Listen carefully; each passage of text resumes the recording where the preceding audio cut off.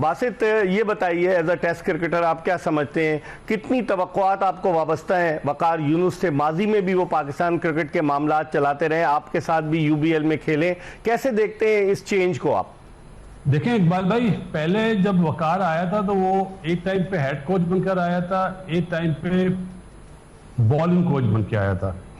अब जो ये असाइनमेंट उसको दिया जा रहा है ये बिल्कुल ही डिफरेंट है। तो ज्यादा अच्छा ये कि पहले उसको हम काम करने दें, किस तरह के वो फैसले करता है, किस किस को अपनी टीम में रखता है, उसके बाद अगर हम बात करेंगे ज्यादा अच्छा है। जो पिछला आपने टेन्योर बताया, उसमें वो इतना कामयाब नहीं हो सका बीइंग अ हेड कोच और being a bowling coach. Let's see ये जो अब नई असाइनमेंट मिली है, दुआ यही है कि कामयाब हो और हमारी क्रिकेट अच्छी हो। अच्छा, आपने दुआ की कि कामयाब हो, लेकिन आप समझते हैं कि इतनी सारी चीज़ें, डोमेस्टिक क्रिकेट भी देखना, इंटरनेशनल क्रिकेट भी देखना, खिलाड़ियों के एनओसी का मामला भी देखना, कौमी सिलेक्शन कमेटी के साथ लेजॉन भी करना, आप समझते हैं कि एक बड़ा चैलेंजिंग टास्क है वकार यूनुस के लिए?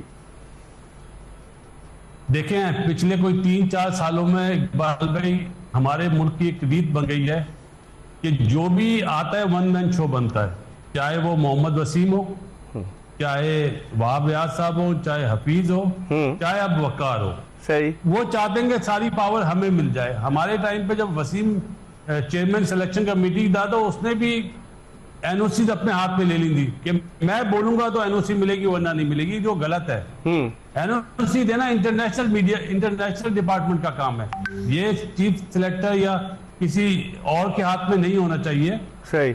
और जहां तक बात है कि वकार इंटरनेशनल भी देखेगा, डोमेस्टिक भी देखेगा, अकेले नहीं देख पाएगा। ये तो मैं आपको बरमला कहता हूं, अकेले वो नहीं देख पाएगा, क्योंकि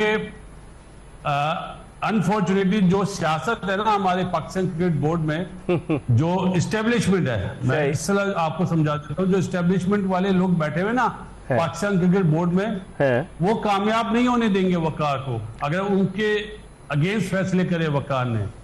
ये बड़ी अभी से नहीं, बहुत सालों से ये लोग बैठे हुए, जब एहसान मानी साहब थे चेयरमैन पीसीबी, जब से लेके आज तक ये लोग बैठे हुए, और जब चाहा कभी मिसबा को हटवा देते हैं, कभी डॉक्टर सुहेल साहब को हटवा देते हैं। तो मैंने तो देखा हुआ है ना इन्हें, इनके कामों को, किस तरह ये लोग बैकडोर डिप्लोमेसी करते हैं और बंदों को हटवा देते हैं। तो मेरी बेस्ट विशेष वकार के साथ है, क्योंकि वकार को मैं जितना जानता हूं, अगर वो इनके फैसलों में दखल अंदाजी करेगा तो ये वकार को नहीं रहने देंगे। और आप जब चीफ सेलेक्टर थे जूनियर सिलेक्शन कमेटी के, तो आपके फैसलों में दखल अंदाजी होती थी? इनमें इतनी हिम्मत नहीं थी उस टाइम पे। अच्छा। ये तो थे भी नहीं उस टाइम पे।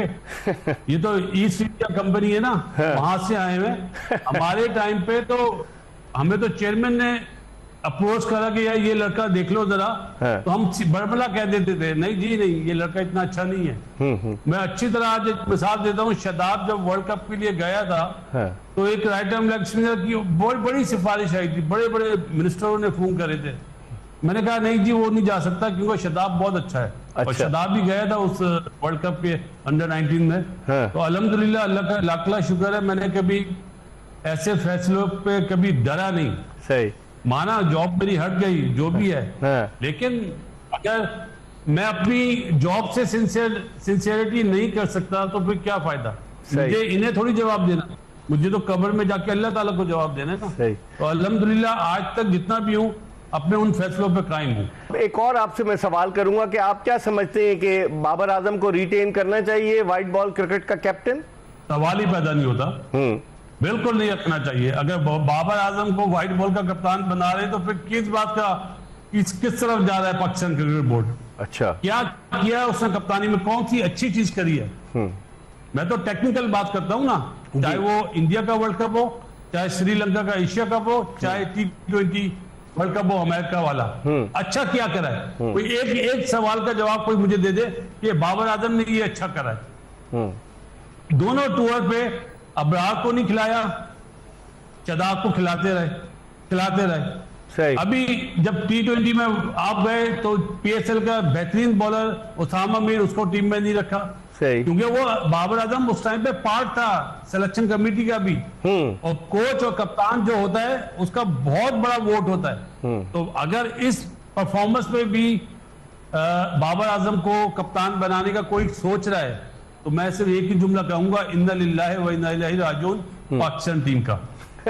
अच्छा, शान मसूद को एज अ कैप्टन कैसे देखते हैं? टेस्ट का कप्तान उन्हें बनाया हुआ है। देखें जी, शान मसूद ही बनेगा, ये मैं अपने यूट्यूब पे बोल चुका हूँ। व्हाइट बॉल पे भी और कोई चॉइस है नहीं। अच्छा, जिस तरह शाहीन आफरीदी के खिलाफ बयानात आ रहे हैं कि उसने एक साल में मिचेल स्टार्क से ज्यादा बॉलिंग कर ली है, हाँ। ये बहानेबाजियां हैं।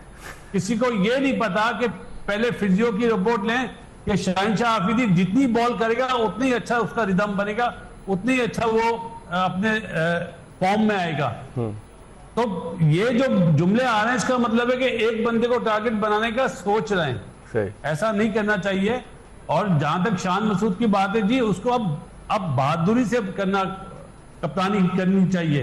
ये नहीं कि शाहीन आफरीदी के अंडर प्रेशर है, रिजवान के अंडर प्रेशर है या बाबर आजम के अंडर प्रेशर है। उसका ये अपना जी दो सीरीज जो है ना, बांग्लादेश और इंग्लैंड, ये टेस्ट है। अगर वो यहां से कामयाब हो गया तो व्हाइट बॉल में भी कप्तान वही होगा। अब ये डिपेंड करता है शान पे कि आया वो डरपोक वाली कप्तानी करता है, डरपोक बन के, या बहादुरी से कप्तानी करता है।